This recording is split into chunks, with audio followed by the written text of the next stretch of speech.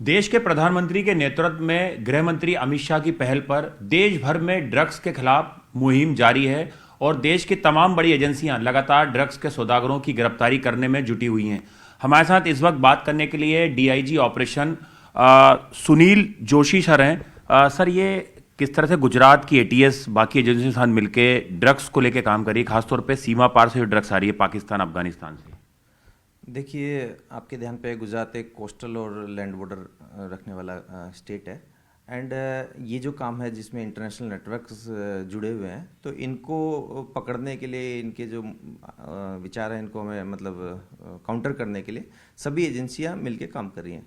इसमें नेशनल स्तर पे एनसीबी, कोस्ट गार्ड, डीआरआई, सभी एजेंसीज हमारे साथ में मिलके काम करती है। इनपुट शेयरिंग से लेकर के ऑपरेशनल जो वर्क है वो हम साथ में मिलके करते हैं।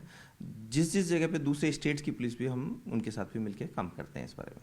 सर, कौन से वो रूट हैं अफगानिस्तान, ईरान, पाकिस्तान के जिनके ज़रिए ड्रग्स जो है वो गुजरात के समुद्री तटों तक पहुंच रही, चाहे वो कोस्ट गार्ड वाले इलाके हों या जो कंटेनर जहां पर उतरते हैं वहां पर? सर देखिए, ये जो ड्रग लॉर्ड्स हैं, ये बहुत सालों से इस तरह का काम करते हैं। पहले लैंड बॉर्डर से ज़्यादा प्रयास करते थे। अभी भी आपके ध्यान पे है कि बहुत सारे ड्रोन्स की ड्रॉपिंग ये लोग करवाते हैं। लेकिन सीमा पे बीएसएफ की जो अलर्टनेस है उसकी वजह से एक बड़ी बड़ी क्वांटिटी में अगर इनको ड्रग्स भेजना होता है तो इन्होंने अल्टरनेट रास्तों को भी खोजने की कोशिश की है।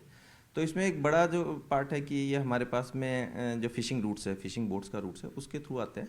आपके ध्यान पे होगा कि जो गुजरात है उसमें लगभग 1600 किलोमीटर से ज़्यादा हमारा कोस्टल बॉर्डर है, प्लस 30,000 से ज़्यादा हमारी मैकेनाइज जो बोट्स हैं जो डीप सी में फिशिंग करती हैं, वो सब है। तो जो अफगानिस्तान के बहुत सारे एरियाज में जहाँ हीरोइन का प्रोडक्शन होता है, वहाँ से ये कोस्टल एरिया जो ईरान और पाकिस्तान का है, वहाँ तक ये लोग लेके आते हैं।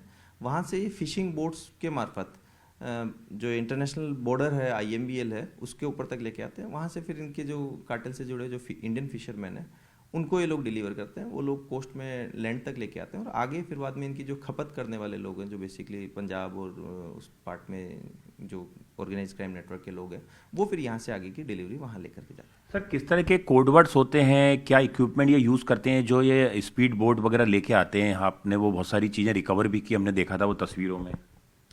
देखिए, डीप सी में ज़्यादा नेटवर्क नहीं होने का, जो हमारा सेलुलर नेटवर्क है, उस तरह की कोई चीज़ नहीं होती है। तो ये लोग वीएचएफ पे, एचएफ पे, थुराया पे, इस सब चीज़ों पे कांटेक्ट करते हैं। और हर ऑपरेशन में वो लोग एजेंसी से बचने के लिए डिफरेंट कोडवर्ड्स भी यूज़ करते हैं। सर, हमने देखा है कि बलूच और जो मछुआरे हैं पाकिस्तान या ईरान मूल के, वो ज़्यादा पकड़े जा रहे हैं इंडिया में। और वो क्या ड्रग एडिक्ट होते हैं इसलिए उन्हें मोटा पैसा दिया जाता है, या कैसे उन्हें वहाँ पे आइडेंटिफाई करते हैं जो ड्रग्स माफिया हैं बाहर बैठे हुए सीमा पार? उनके बारे में थोड़ा बताएं अगर।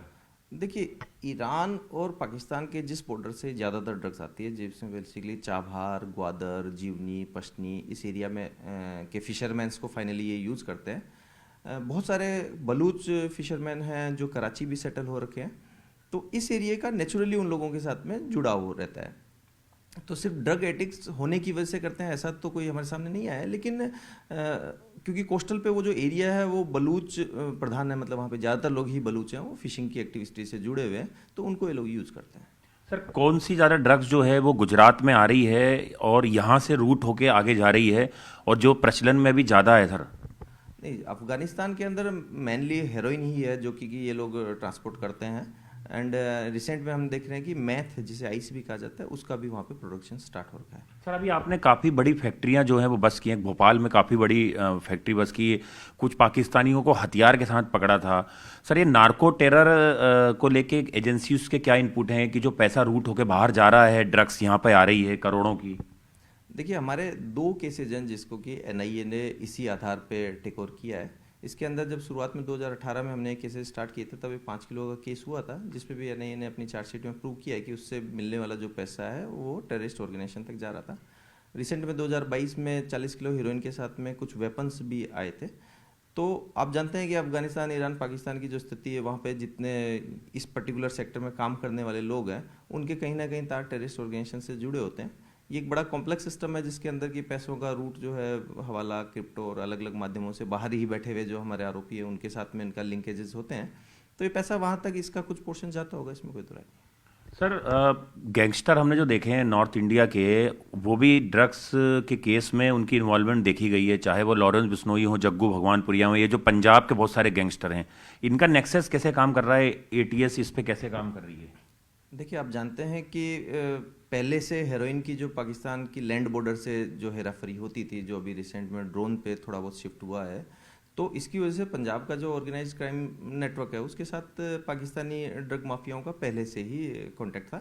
वहाँ पे बीएसएफ की अलर्टनेस के बाद से जो सी रूट्स पे भी यही जो ऑर्गेनाइज क्राइम नेटवर्क है वो इस क्षेत्र में काम करने लगा है। सर आपने बताया कि पूरे साल ही सारी एजेंसियां ड्रग्स को लेके अलर्ट हैं, लेकिन सर न्यू ईयर पे इनपुट्स आते हैं सर कि बहुत सारी ड्रग्स जो है वो कंज्यूम हो सकती है या आगे सप्लाई हो सकती है, बड़े माफियाओं की नज़र इंडिया पे रहती है, उसको लेके किस तरह की तैयारियां होती हैं बाकी एजेंसियों के साथ आपकी?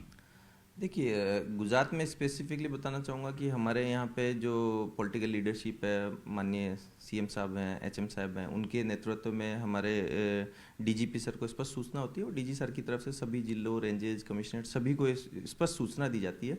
जिलों में जो एसओजी है वो इसके ऊपर बहुत ही इंटेंसिवली काम करती है। सभी एजेंसियाँ ऐसे जैसे आपने बताया कि साल भर ही इस पर्टिकुलर सेक्टर में जीरो टॉलरेंस अपनाती है, कंटिन्यूसली काम करती है।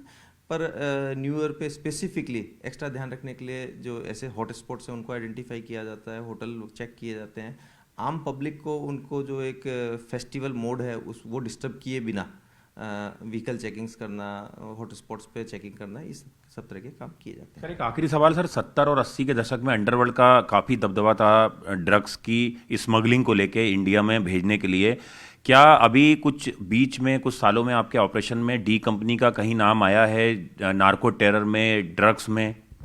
हमारे केसेस में ज़्यादातर जो ऑर्गेनाइज क्राइम नेटवर्क नॉर्थ का है उसका ज़्यादा ध्यान पे आया है हमें।